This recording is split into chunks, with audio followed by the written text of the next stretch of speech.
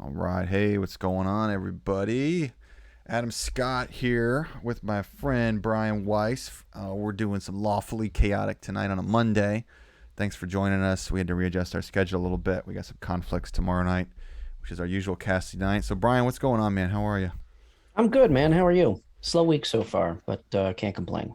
Nice, nice. I'm doing good. I just been busy stuff with the business, fun stuff, interviewing some people for the business. A lot of bringing on some new dungeon masters and teachers. So that's always exciting to get to work with new people. So Nice. that's been what I've been working on.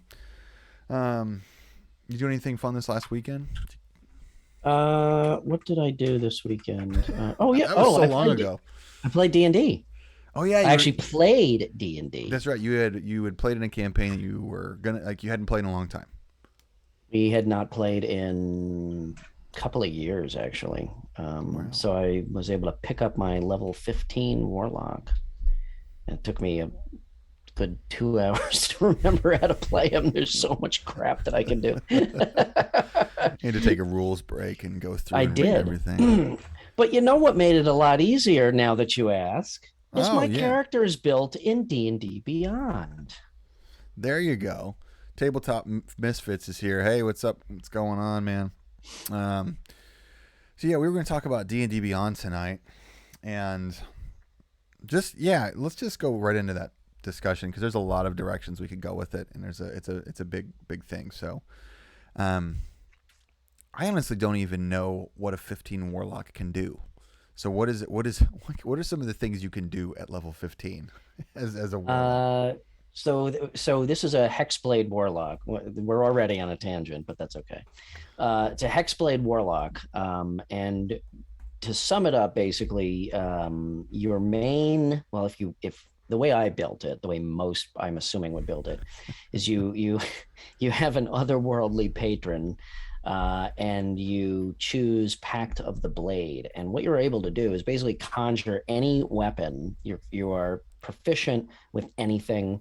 You can conjure any weapon and be proficient with it using your charisma stats as your attack and damage modifiers rather than strength or dex, which for a warlock is huge.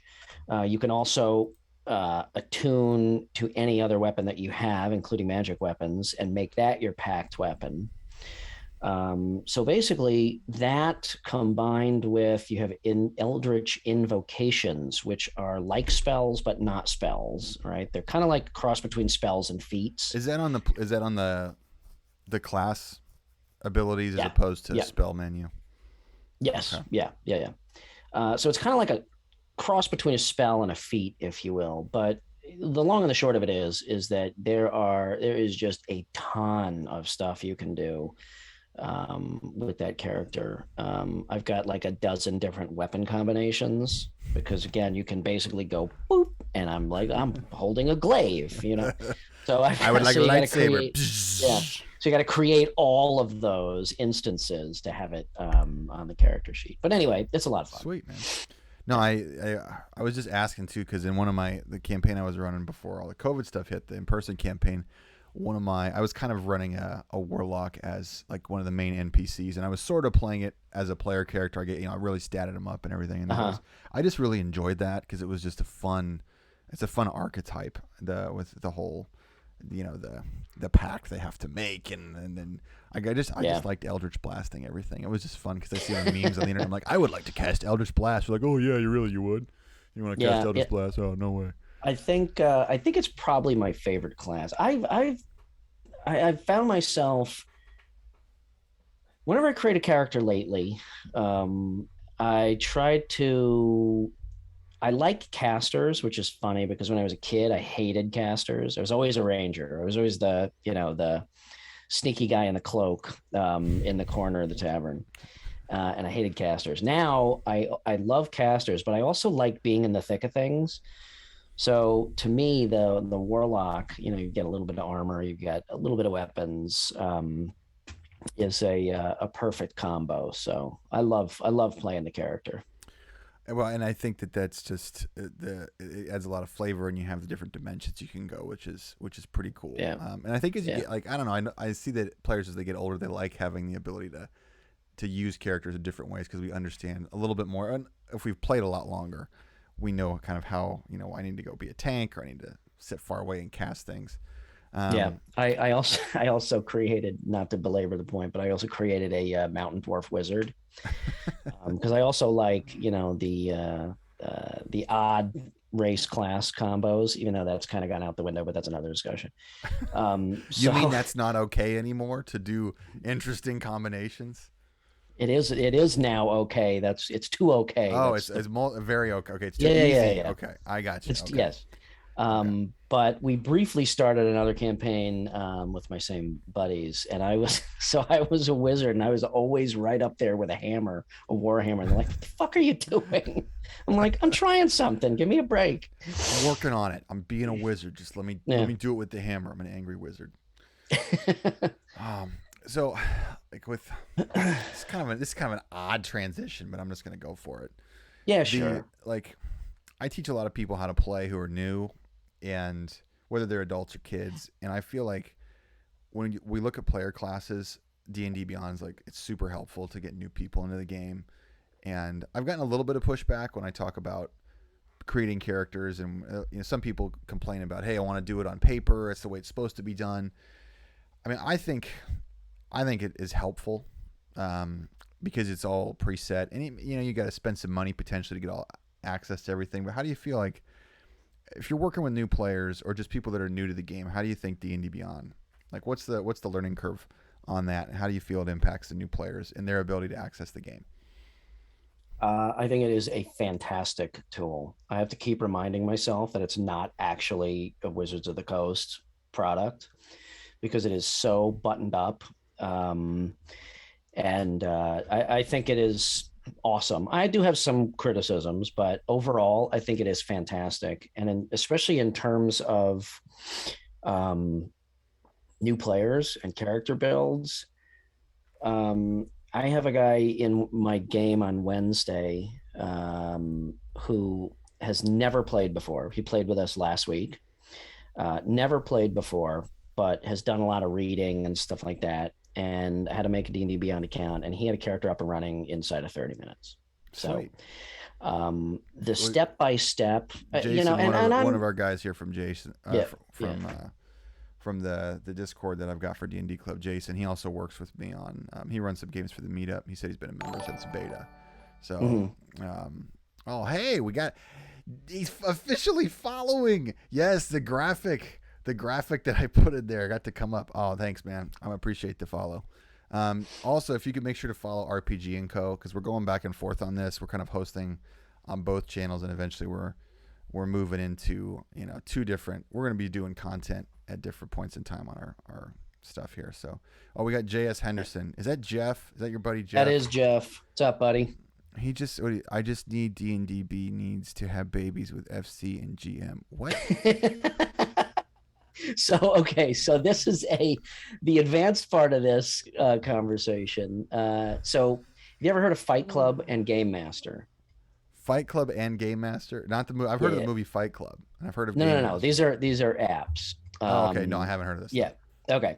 So there are two third-party apps. They go hand in hand. Game Master is the GM version, and Fight Club is the player version. Okay? Oh, okay. Okay. I see where this is going. Okay. And it's character tracking. It's the same thing. And we used that before we dove into D&D Beyond a couple years ago, or actually, not even. Well, yeah, last time we played. We've been using Fight Club, and Fight Club is not sanctioned by Wizards of the Coast, so it's all third party, not licensed. So you got to download compendiums that are written by somebody, and there's a much steeper learning curve in actually getting the app set up, getting all the content downloaded, and learning how to use it. So why would someone use it instead of D&D Beyond? I'm unfamiliar with it. It's wildly customizable. Oh, okay. So we're kind of jumping around a little bit, but that's okay.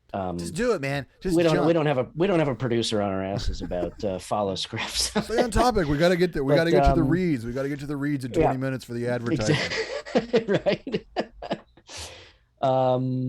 So anyway, Fight Club is just hugely customizable. Okay, any character traits, feats, weapons, any special abilities, any variants, any homebrew stuff, you can customize within Fight Club. It's a lot more difficult to customize stuff in D&D Beyond, and you can only customize so far. And that, and that's one of the things. Like I said, the list of complaints for me for D&D Beyond is so outweighed by how awesome it is. But so what are your complaints? That's what I'm. Well, I mean, like, I think it's a great program. I think you think it's a great program. Yeah. But let's, instead of sitting here and just like kissing its ass, what are your concerns or complaints about it?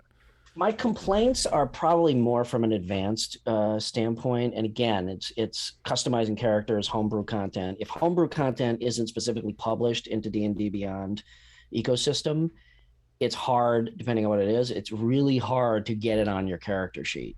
Okay. And some things you just cannot get on there in a usable way. Okay. So that's one thing. A lot of people homebrew. Like, I mean, I think every person I know is like, and it's becoming more and more. Yeah. And it's becoming more and more prevalent. I mean, all the stuff that I homebrew, my magic items and stuff, I'm backlog on getting those into D&D Beyond. And I don't even know how I'm going to do some of them. It just can't handle that. You got to hire an intern, man. From all the revenue we're making from this cast, you got to just hire an intern. Yeah, right. But again, that is more advanced use. I think the character sheet aspect, character tracking aspect of D&D Beyond is about 99% locked down. And especially for new players, it is a really awesome tool to get them familiar with classes and how to build, and even some of the rules and mechanics. Just by building the character in there, you get familiar with some of the mechanics. Jeff's bitching in the chat that the encounter builder doesn't even pull in player HP. The encounter builder is a major opportunity for improvement. Thank you. You are more eloquent than I am.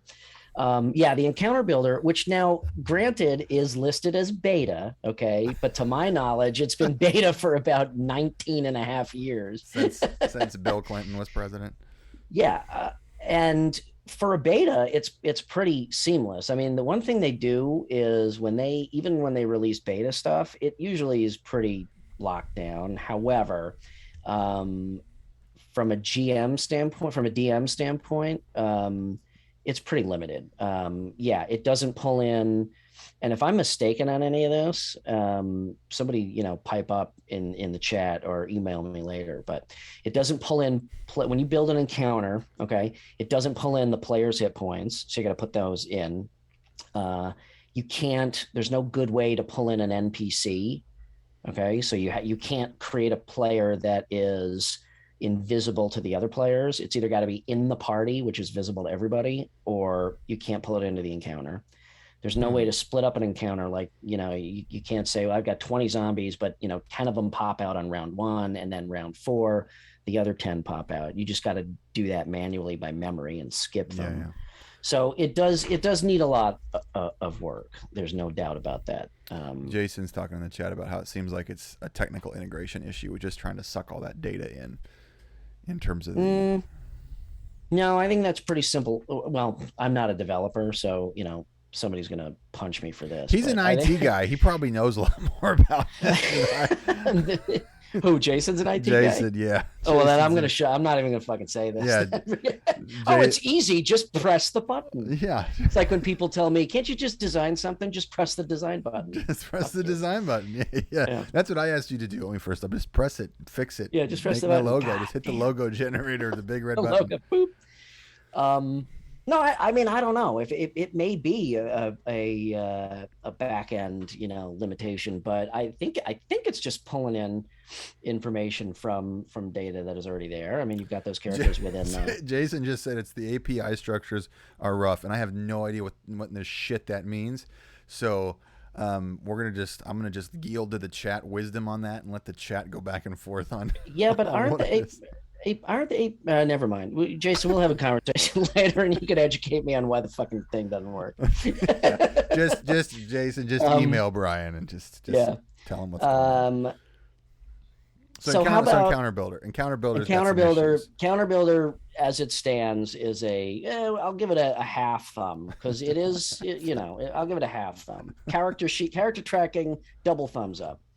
Um, let's see what other aspects. I do have a beef. So they used to also have um, a separate player app and DM app. Okay, and the DM app was not super useful, so I don't think anybody used it. The player app was really good, so they combined them. All right, so the functionality is broader. However, I've also done user experience design for a number of years of my career. Oh, Mal's And here. Mal just showed up. Hey, Mal, what's up, buddy? hey, Malcolm, what's up, buddy? And in my opinion, the user experience of the new app, even as a player and accessing like search or accessing the source books, paging through the source books, stuff like that, is much clunkier than it was when it was separated. So I'm hoping that they fix that also. I actually don't use the app anymore because of that. I just do it via the web page. I feel like the players that I've seen that use it a lot now, a lot of players are just, they have their computer open, whether they're in person, they Yeah. have the computer open and are playing with the table, or they have the computer open on one screen with and then two monitors up if they're playing remote. It's because I Yeah, think that's the yeah. best way. That I seems mean, like even if best I'm practice. even if I'm on the iPad, I've still been defaulting to the web version of D&D Yeah. Beyond. So I think the app also, if you're listening, D&D Beyond, I think the app also needs some polish since they combined. Another an interesting aspect to me is it took me a little while to get over the hump of the mental hurdle of I've already bought all these books and now I need Mm, to buy them again. yeah, that's just. And I have not duplicated my entire collection of physical books with digital. I just purchased the ones that I require for all my players' characters and to run what I need to run. What But do you think of their monetization strategy? Because they give you I think they it's give you the freebies. I mean, there's a ton yeah. of content on there. It's free, Oh, I and think their then monetization is totally fair. Absolutely. I mean, you know, again, as a consumer who has a stack of books this high, I'd be like, well, can I have a discount because I already bought the hardcover book? sure, Again, they have nothing to do with Wizards of the Coast. Okay, so yes, you're paying for the same content twice, but it's also some people like to page through the book, some people want all that information integrated in the app. Okay, yeah. so like without Xanathar's digital version by Hexblade, I'd be looking a bunch of shit up, and it wouldn't even make sense for me to do it Why would in you want to do that? Why in would you want to look shit up when you're on the yeah, internet and you can just yeah. push a button? But I think their monetization is totally fair the way they have it set up in terms of you can set up a free account and just do characters. Yeah. You can share the content as a DM. So I have no problem with that at all. And the source material, I mean, that is the good thing is that their licensing agreement with Wizards must be rock solid because Yeah. you can be assured when you are buying that book, you are getting an exact duplicate of that book, not a I don't third know how party. they pull that off. They must be giving up a huge, I mean, 30 points or something. I don't know what they're giving up on it, but man, they must be giving up So some kind of I'm great. sure Jeff's gonna weigh in on that because we've had this conversation ad nauseum. But one one thing that I think is lacking, and this gets into the larger conversation that we touched upon last week of at what point does D&D just become a video game? And if we throw Roll20 into the mix Oh, as a Jeff said he map, wanted to start talking crap about Roll20, so you can go ahead and do that if you want see, I told you, light it up, brother. Um, No, Roll20 is, and I don't want to bash it, but I'm gonna because we tried it. We gave it a the college try, but it's really, really clunky. I can't. Um, I and I tried to. I can't use I it. won't use it again. Yeah, I mean, what we've been wondering is why has not why hasn't Wizards bought D&D Beyond or approached them about it? And maybe they have, I don't know. Um, C or B seven. One Why, C why, why, X. why has Wizards not just recreated what they've done and incorporate? See, this is where the advertising and marketing, brain pops up. But like, Yeah, why can't they just redo it?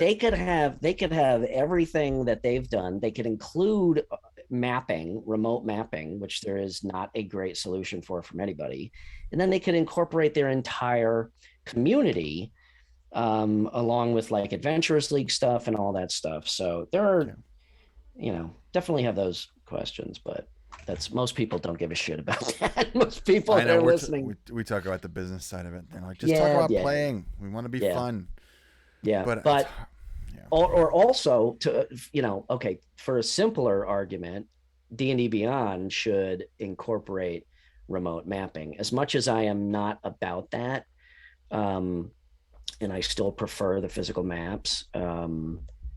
Sometimes it's just not possible to do that. And if you want to play remote, to be able to have a digital mapping solution could be, the difference between being able to play and not play. So in that case, they could jump all over that. And Jason brought this up too, and I said he says the online and in person schism is kind of playing out.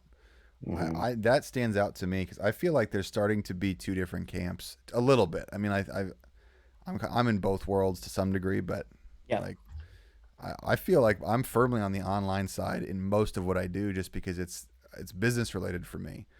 I still like to play in person, but I haven't had a chance in a long time. See, you're part of the problem. You are the establishment, Yeah, the man. I am. I'm screwing it all up for everybody. Everybody just get on the internet and be great. We can all connect. And I mean, I feel like some of this tech stuff. We started talking, I think, a little bit about this before we got on.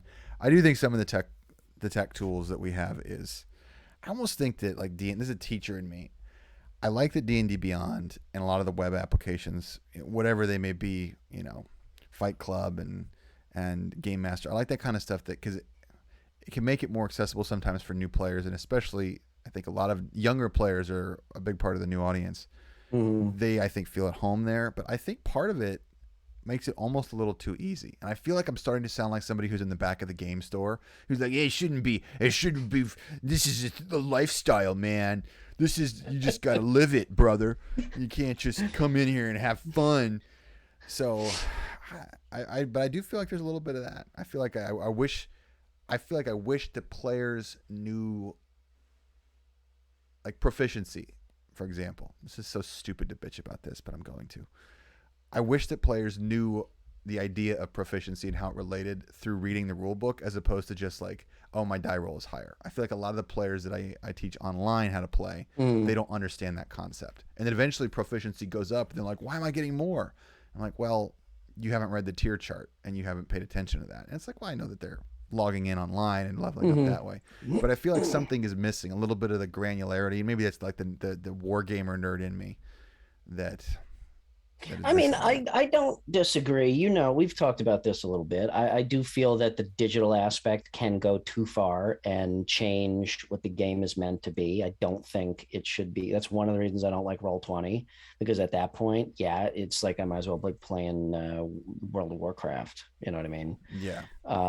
So I don't disagree with you there. I kind of feel like, the players that really get into the game and are serious about it probably will just take it upon themselves just through interest to pick up those books and read the rules and familiarize themselves, and then be like, oh, that's why that happens. I mean, you're going to have people that just log on once every 2 weeks because it's something to do and play. But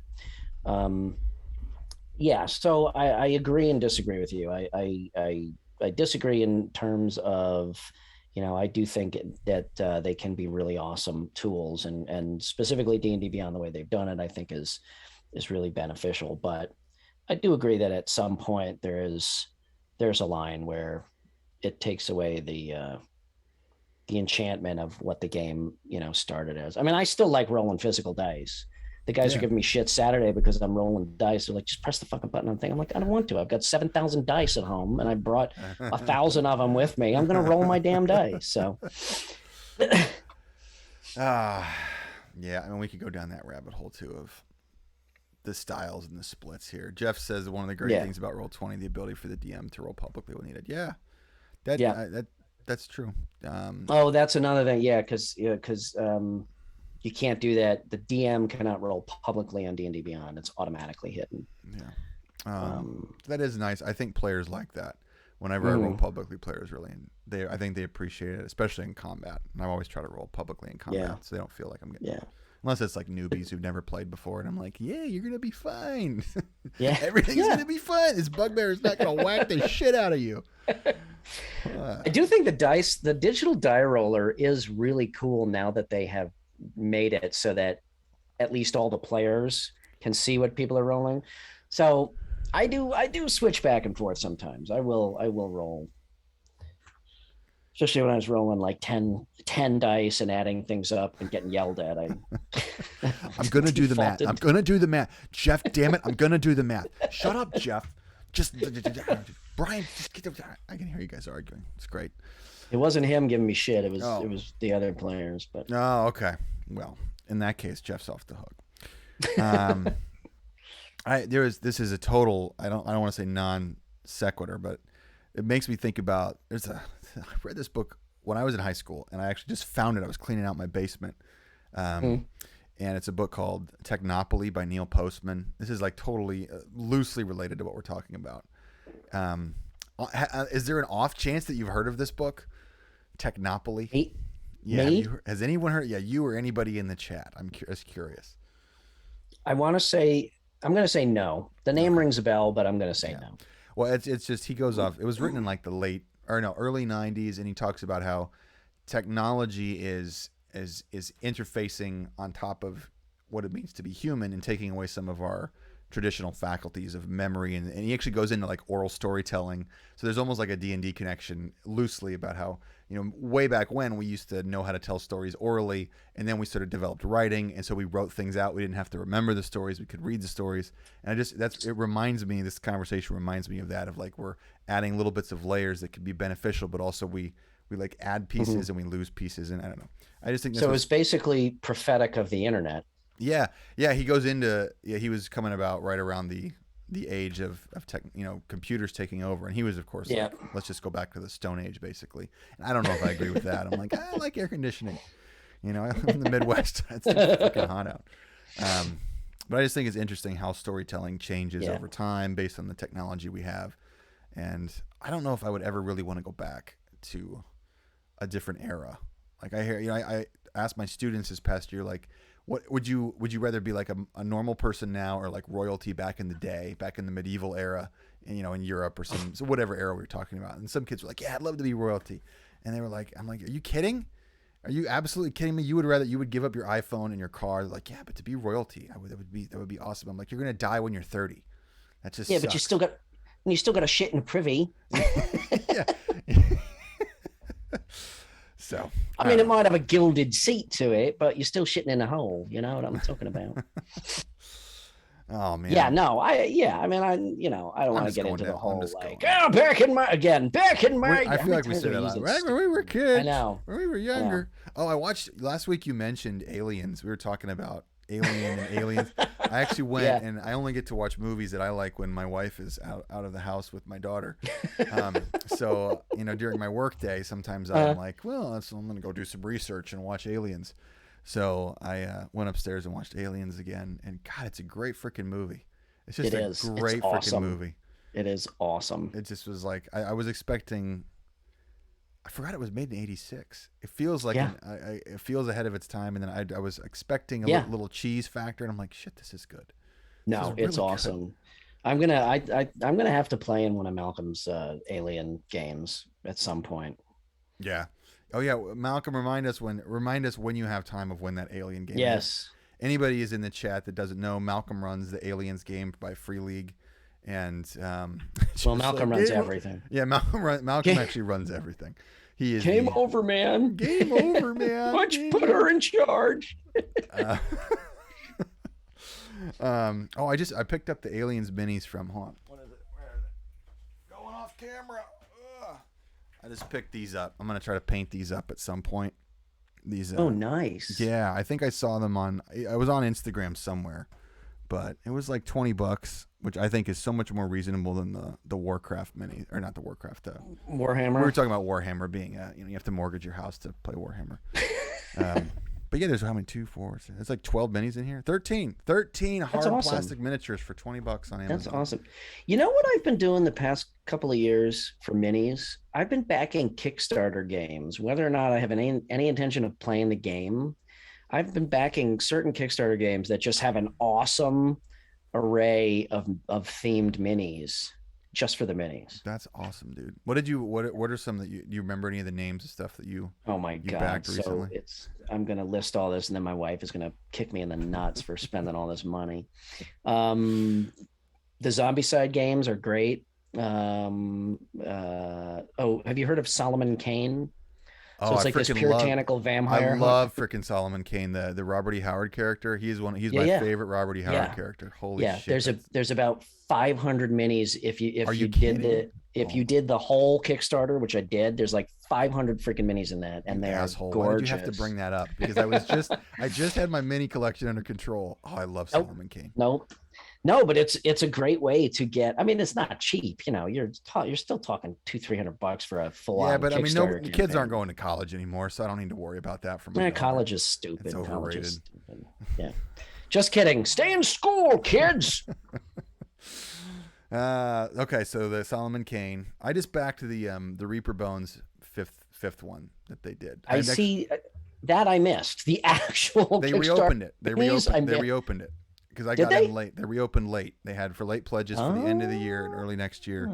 So I was looking through it. It's just, they got some cool, they produce lots of stuff. We'd have to check that out. When they're using that, it's like that, I don't know if it's resin, but it's that harder plastic. It's a lot better than the original Bones. The Reaper Black. So much better. And actually, those minis are, it's funny we're talking about this.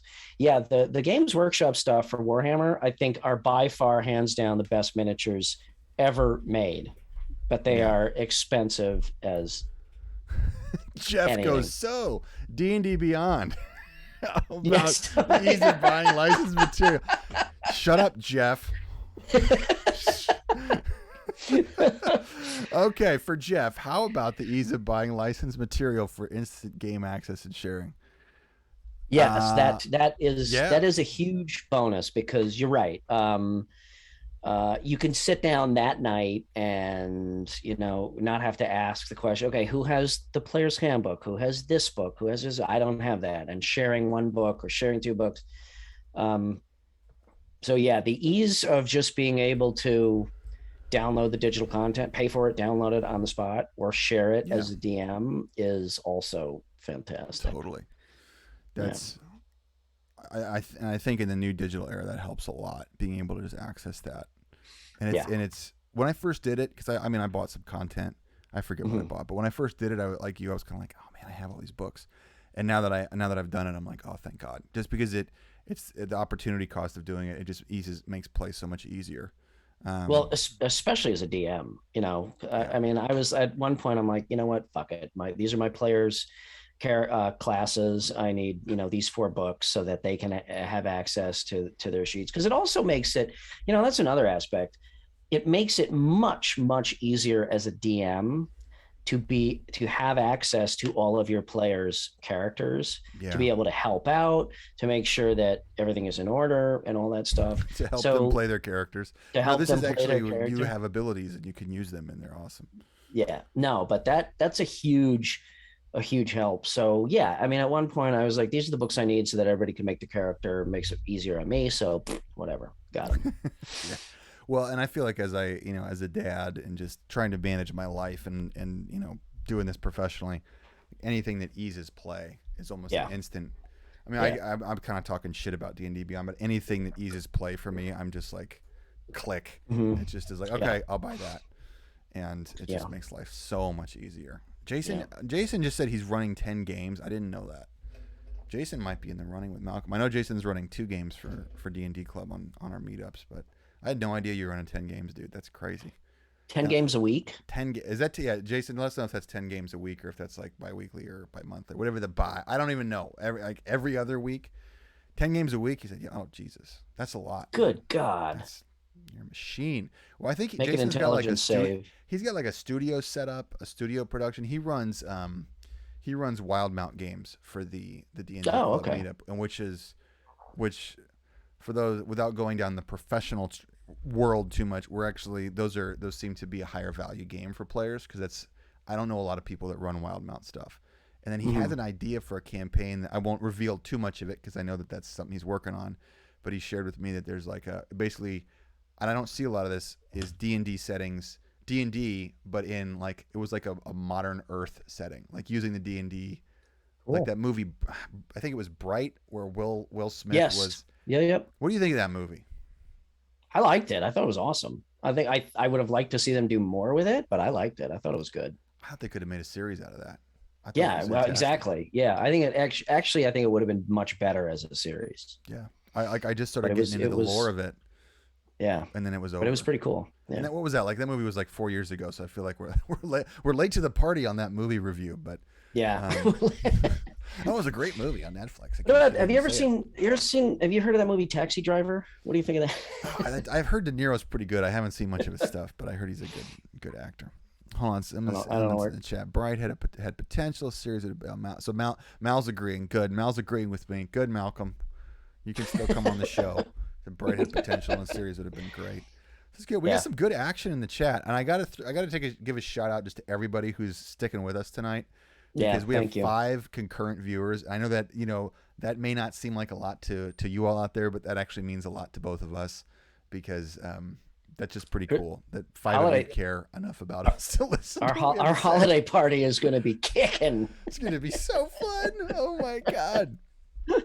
No, seriously, thank you all. That is it does mean a lot. And as Adam said, follow D&D Club, follow RPG&Co if you could, and we will do our best to keep bringing you the inane bullshit every week that we do. The random shit we decide to talk about when we're exhausted. Well, actually, it's like 9:40, dude, and I know that we said last week that we were going to try to keep it to about 45 minutes.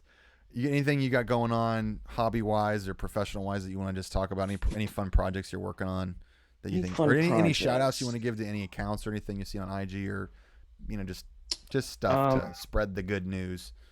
I'm always up for giving Epic Jim a shout out because I love his stuff. He's a good guy.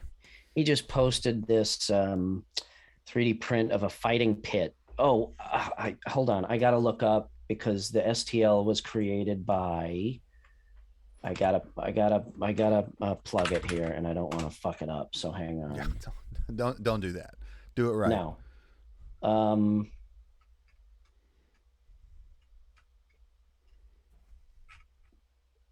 damn it. You're screwing it up, man. Okay, I'm gonna do a post about it. Mal's seen it. Mal said the pit's insane. Yeah, Jim has everything. Yeah, what Jim has is either a really good marriage or he's about to get a divorce. It's one of those two things. No, I think Jim has a good marriage just based on his personality. Plugs. Sorry, plugs. Mrs. Jim, if you watch. Mrs. Jim. Mrs. Jim. I don't know. Oh, our T-shirt, our Lawfully Chaotic Show T-shirt. I'm gonna plug myself. Plug it, dude. I ordered a sample of that. I should have it Wednesday. I know somebody said they were definitely one of your players said they wanted. Oh yeah, Mark. Yeah, Mark would be down. So hopefully I'll have that Wednesday, and then that'll go up on the store like immediately. So Jeff just said this is like Bryan in combat. It just takes forever. Oh. I like Jeff a lot. I need to know Jeff better.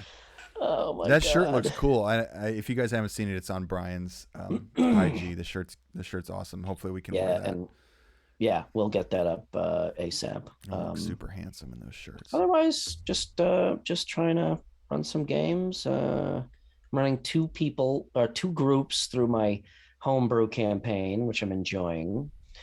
And then just trying to get some minis painted. Picking up archery again. Nice. So you're like Yeah, you're a real life ranger. I am. I am. If they had compound bows and scopes to Where do you cheat with. archery in Chicago, the Chicago area? On the lakefront, actually. I actually founded, with a bunch of people, have founded an archery club because we were all members of an archery club and Oh, we nice. kind of wanted to do our own thing, do it better. So, but I took a 2 year hiatus because of COVID and all that stuff. So I'm getting my bows out again and I'm getting those What's the up shooting to spec. distance? Like, what's the standard shooting distance for archery that you practice at? Average standard indoors 20 meters, outdoors 50 meters. We use meters here in England, just in case you were. Yeah, yeah. You still 20 have 20 have the meters. queen. I heard she's real old. Yeah, 20 meters indoors and 50 outdoors is generally the standard. Cool, man. That's awesome. And you Yeah, sail. You're an archer. You're yeah. like, you're like a freaking I think marauding pirate. I'm a bard. You're a bard I pirate. actually I in the actually should. coven. Yeah. That's fitting. I tell stories and I shoot things and Yes. I Does a little of everything, none of it well. like I. This is again sort of related. One time I was talking. This is in my younger days when I was driving through Portland with my two buddies at the time, and we were talking about like we were having the drunk conversation of we were not drunk driving, but we were having they were leading the drunk conversation of which X-Man would you be, and I was kind of like we all like I used to box and I was not great at it, but they were like into the fighting scene, and so they were like these guys would like beat the crap out of each other. It was like their way of bonding. But they're, I was kind of like, well, I don't know. I think maybe I could be Wolverine. They're like, that's bullshit. Anyone who calls themselves Wolverine is like a lame ass Professor X. That's you. So that's me. I'm nothing cool. I'm just the guy. Cool. I'm just the guy in the wheelchair who's telepathic. Yeah, but he runs the show. I know brother. he runs the show. I know. But that's what I do. I sit in my little wheelie chair in the basement, and I'm just like, let's produce the show. Let's just make this keep the lie going. Let's just keep entertaining people and pretending I'm good at it. Yes. I was gonna say, what was I gonna say? Oh, I discovered somebody. And again, I'm probably late to the party on this. I discovered on YouTube a guy named this. I think he's Danish or Swedish. He's one of those guys with the cool accents, and his name's Emil, and his channel's Age of Squidmar. Really good painting channel. Good painting channel. Like there's stuff that I knew I wasn't. There's things the way he presents them that I was like, oh, that's so damn obvious. Why wasn't I doing that? Yeah. Or and he's so nice to listen to because he's Danish and he's so polite. And I love that. And I'm like, oh god. So he has a good channel. And on the painting world, this is somebody who on IG was Steven Smith. If you guys haven't checked out Steven Smith, SL Smith mini painting. He paints mostly large stuff. I think his stuff's just unreal. He just is just really just big elaborate megatures that he does for I think it's like Dragon Trapper's Lodge. Awesome. He just like his technique is just out of this world. So check him out if you're into just looking at mini porn on your Instagram and going the plastic painted things. Always. But yeah, I mean, I'm just working, running games, getting people organized, getting ready for our fall season. So cool. That's about it, man. Yeah. That's all I got. All right. Yeah, I think I'm gonna call it there before we head down the trail of terrible 10 minutes. So. All right, everyone. Yeah, please make sure you follow Bryan's account at RPG&Co on Twitch because we really want to try to build both channels. I think eventually we may try to get under one umbrella with something, but we're trying to make this happen. So creative powerhouse will be born eventually. That's right. So we appreciate everyone for being there tonight. Always feel welcome to reach out to us either on Instagram or you post. I think we'll probably post this on our YouTubes, which are the same names. Yep. The D&D Club and RPG&Co. And just feel welcome to let us know what if there's questions you have or content you want to see because we're trying to make it entertaining. So, all right. Bye. Have a good night. Bye.